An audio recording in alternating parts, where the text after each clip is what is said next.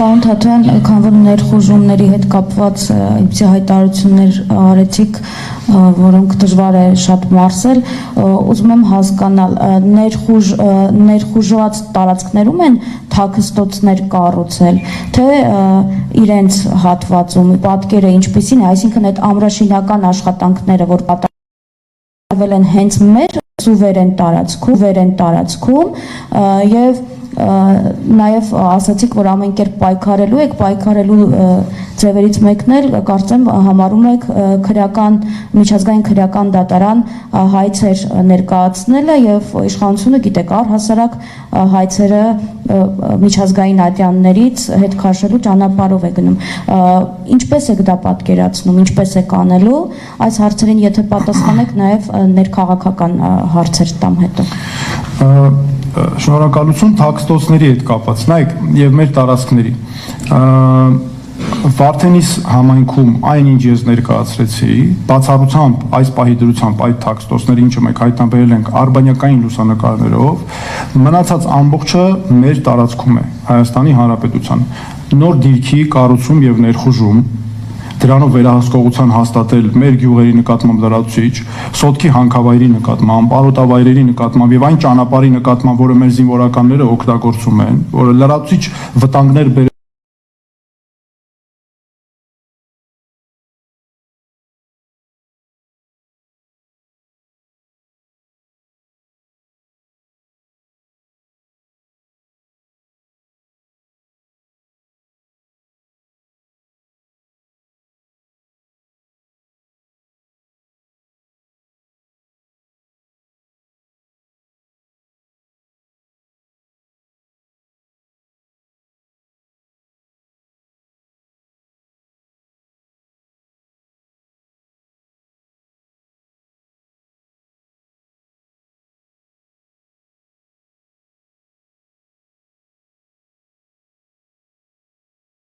կյանքի համար վտանգներ բերելով ոչ միայն մեր քաղաքացիական բնակչության համար,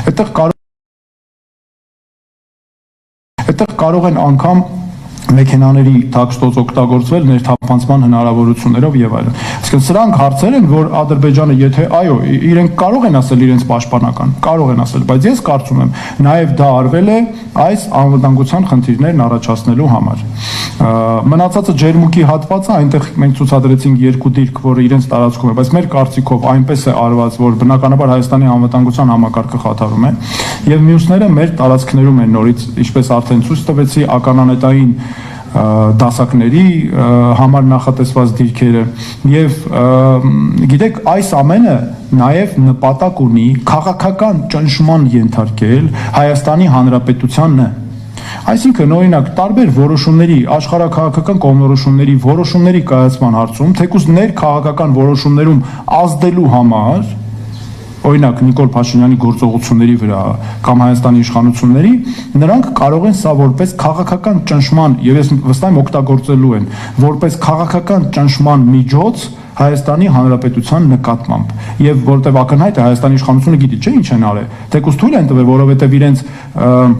տարածքներում իրենց համար դա քաղաքական խնդրեմ կլիներ, եթե հանկարծ եւ չէին էլ կարողանալու, որովհետեւ Ադրբեջանից ակնհայտ կախված է Հայաստանի իշխանությունը եւ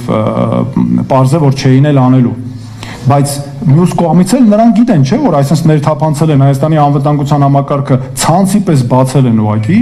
պարզ է, որ գիտեն ինչերի են ընդունակ։ Եվ պարզ է, որ սա ճնշման միջոց է լինելու Հայաստանի Հանրապետության նկատմամբ։ Ստացվում է չկրակելու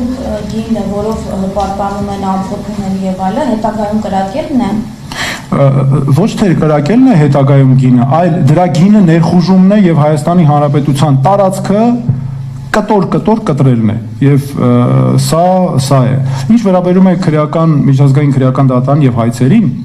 Ադրբեջանի նախագահը անընդհատ խոսում է հանցագործություններից, իբր թե մենք ենք նրանց նկատմամբ կատարել, չէ՞, եւ անընդհատ այդ հարցը բարձրացնում է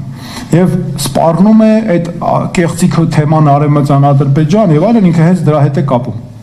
Հիմա ես նաեւ Ադրբեջանի նախագահին ուղղված առաջարկներ եմ հրապարակել։ Ասում, եթե այդքան վստահ եք, որ դուք ապացույցներ ունեք, որ մենք այդպիսի հանցագործություններ են կատարել ենթադրաբար, եկեք գնանք միջազգային քրեական դատարան, դուք գնացեք մի հատ երկիր գտեք, չեք վավերացրել այդ կանոնադրությունը, գնացեք մի երկիր գտեք, այդ ուրիշ երկրով եկեք դիմեք Հայաստանի դեմ միջազգային քրեական դատարան։ Տեսնենք հələ ով է հաղթելու, որ մեզ այդքան սպառնում են, որտեղ նրանք իրենց ռազմական սպառնալիքների հիմքում նաև դնում են դա։ Իսկ Հայաստանը վավերացրել է միջազգային քրեական դատարանի կանոնադրությունը, բայց այս իշխանությունը չգիտես ինչի այդպես վավերացրել է ու դրել նստել է վրան։ Հիմա միջազգային հայցերի հետ կապված դուք ասում եք, այո, մենք չենք պատրաստվում ոչ մի միջազգային հայց հետ քաշել, որովհետև դրանք մեր քաղաքացու իրավունքների պաշտպանության համար են, դրանք մեր երկրի անվտանգության համար են, այլ հակառակը հարկ եղած դեպքում իհարկե ներկայացրել ենք նոր հայցեր, որովհետև դրանք մեր իրավունքների պաշտպանության համար են։ Եւ երկու ներքաղաքական հարց, դուք ասում եք մեկը Ռուսաստանի թեկնածուն է, մյուսը Արևմուտքի թեկնածուն է, դուք Հայաստանի Հանրապետության վարչապետի թեկնածուն եք, խնդրում եմ փակագծերը բացեք, ում կոնկրետ նկատի ունեք, ով ում թեկնածուն է, եւ երկրորդ հարցս վերաբերում է նրան, որ դուք կարծես թե Սամվել Կարապետյանին թիրախավորել եք հաշվի առնելով նաեւ ձեր այն հայտարարությունը, որ մեկ մարդու համար սահմանադրություն չի կարելի փոխել, այդ արատավոր պրակտիկայից պետք է հրաժարվենք։ Խնդրում եմ այս առումով եւս փակագծերը բացեք։ Շնորհակալություն։ Սկսենք նրանից, թե ով ում թեկնածուն է։ Ակնհայտ է, որ Ադրբեջանի, թե ով է Ադրբեջանի թեկնածուն, ես նկատի եմ ունեցել Նիկոլ Փաշինյանին եւ դա ինձ համար ակնհայտ է եւ ավելին Ադրբեջանը անգամ չի թաքցնում, որ իր թեկնածուն համար 1 աջակցության, այսպես թեկնածուն Նիկոլ Փաշինյանն է։ Մնացածը ինչ որ ասել եմ, ես կներեք, բայց կթողնեի ձեր երևակայությանը առհասարակ։ Ինչ վերաբերում է Սամվել Կարապետյանին։ Սամվել Կարապետյանը հանրահռչակ մեր հայրենակիցն է։ Սամվել Կարապետյանը կարևորագույն անգնահատելի, անուրանալի գործեր է արել թե Հայաստանի, թե Արցախի համար։ Ես շատ լավ հիշում եմ Արցախում հիվանդանոցը, ինչ բարեկարգ, ինչ ժամանակից վիճակում էր եւ ինչ հզոր դեր կատարեց մարդասիրական պատերազմի ժամանակ, դրանից առաջ։ Ավելին անգամ մեր Արցախի բալիկներին նաև Սամվել Կարապետյանը հատուկ բարեգործություն էր անում, դրանք ես վերջերս դրա մասին իմացա, որ միայն հարգանքի արժանի է, եւ մենք պետք է հպարտանանք միշտ մեր հայերով, մեր ազգակիցներով, որ նման բարերարներ ունենք։ Ավելին հիմա նաև Սամվել Կարապետյանը անցնում է շատ իմ կարծիքով խոշոր իրավունքների կոպիտ խախտումներով, անօրինականություններով, ապօրինի դատապարտումը, նրա քաղբանտարկյալ լինելը, որը ես անվանել եմ, որ պարզապես քաղաքական պատանդ է պահվում, որ թույլ չտան կոնկրետ գործունեություն իրականացնի։ Եվ սա այն է, ինչ ես իմ մտածում եմ Սամվել Կարապետյանի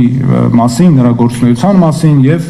բնականաբար իմ կարծիքով սա միայն հպարտության արժանի է եւ նաեւ նրա աջակցությունը հայոց եկեղեցուն նույնպես ունի անուրանալի նշանակություն։ Բայց եկեք մյուս կողմից նայենք։ Խոսքը նախ եկեք այսպես քննարկենք Հայաստանի Սահմանադրության փոփոխության հարցը։ Ես որպես իրավաբան խնդիր եմ տեսնում իհարկե նրանում, որ մեկ մարդու համար առաջարկվում է փոխել Սահմանադրություն։ Դա ինձ համար անընդունելի է։ Հայաստանի Հանրապետության խնդիրների արմատը հենց նրանում է, այսքան տարիներ, որ ամեն ղեկավար փորձել է իր համար հարմարեցնել Սահմանադրությունը։ Դա ինձ համար անընդունելի է։ Սահմանադրության պահանջը պատահական չէ, որ ամրագրվել է, եւ դա պետության անվտանգության համար է կարևոր, հատկապես մենք այսպիսի իրավիճակում ենք գտնվում, որ նման մարտահրավերների պայմաններում իմ կարծիքով դա անընդունելի է եւ այո, ես ճիշտ չեմ համարում դա անելը։ Եթե Սամվել Կարապետյանը եւ նրա ղեկավարած ուժը կհավաքեն այնքան մեծամասնություն մեր ժողովուրդը կտա մանդատ, որ կկարողանան լուծել այդ հարցը, դե այդտեղ ասենք ինչ կարող է անել, մեր ժողովուրդը տվել է մանդատը հարցը կլուծեն, բայց ես ինքս դա համարում եմ խնդրահարույց, սխալ եւ կարծում եմ այդպիսի որոշումը Հայաստանի Հանրապետության կոնկրետ իրավիճակում շահերի տեսանկյունից ճիշտ չէ։ Հիմա մյուս տեսանկյունից էլ եկեք քննարկենք։ Նայեք, ժողովուրդ ջան, մեր նպատակը այս ընթացքում որն է։ Անդիմության նկատի ունեմ եւ իրական անդիմության մեր բոլորի նպատակը, իսկ ես նաև Սամվել Կարապետյանի նրա ղեկավարած ուժի, նույնպես այնտեղ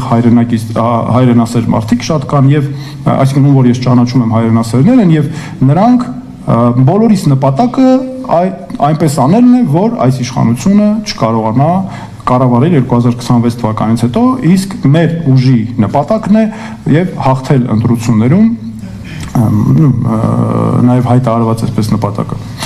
Հիմա այդ տեսանկյունից երբ ես նայում եմ, թե մենք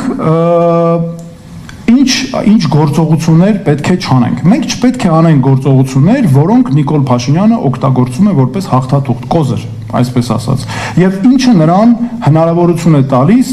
նրան դրական միավորներ է տալիս եւ նա կարող է օգտագործել իր համար։ Տեսեք, 2020-21 թվականի ընտրությունների ժամանակ ինքը ինչ արեց։ Նախկին ներկա դիսկուրսը տարավ եւ մարդիկ գնացին անգամ Նիկոլ Փաշինյանի եւ նրա իշխանության համար քվեարկեցին, ոչ միայն նրա համար, որ նրանք Նիկոլ Փաշինյանի որոշ մեր հայրենակիցների մի մասը նրա օգտին քվեարկեցին, այլ որ դեմ էին որ այսպես կոչված նախկին իշխանությունները կոնկրետ դեպքում խոսքը վերաբերում է գլխավորապես հանրապետության երկրորդ նախագահ Ռոբերտ Քոչարյանին, որպեսզի նրանք վերընտրվեն։ Հիմա ինչ է անելու եւ ինչ է անում Նիկոլ Փաշինյանը շատ ակնհայտ է։ Նրա քաղաքական հենասյուները որոնք են։ Ես դրանք ասել եմ, 3-ն են, որի շուրջ նա ամբողջությամբ կառուցել է իր օրակարգը։ Ռուսներ, նախկիններ, հայոց եկեղեցի։ Եվ նա սրա շուրջ է ամբողջությամբ գործում։ Օրակարգերը նրա քաղաքական, մի հատ ուշադրություն դարձրեք, ամբողջությամբ սրա շուրջ է։ Հիմա նա այս ընտրությունների ժամանակ այս ընտրարշավը դարձնելու է օտար ներկայացուցիչներից Հայաստանը փրկելու արշավ։ Կոնկրետ դեպքում Ռուսաստանի գործակալներ եւ այլն ինչ ասած կարող է անունը դնել, դա երկրորդական է իր համար ինքը իր օրակարգն է սպասարկում։ Եվ ինքը ներկայանում է սա, ես կարծում եմ ինքը սա շանս է իրեն դիտում, որպեսզի ներկայանա Հայաստանի փրկչի կերպարով, որ ինքը փրկում է Հայաստանի ինքնիշխանությունը։ Սա ակնհայտ է։ Հիմա տեսեք այս պայմաններում, որ մենք այսքան անվտանգային մարտահրավերներ ունենք, ներխուժումներ, տարածքներից մեր անընդհատ տարածքների գրավումներ Ադրբեջանի կողմից, ինչ ինքնիշխանության փրկիչ Նիկոլ Փաշինյանից։ Մեր ինքնիշխանությունը կործանում է նա ուղղակի։ Մեր անկախությունը մսխում է, կործանում է մեր ինքնուրույնությունը, մեր ազգային ինքնությունը, մեր ազգային պետությունը,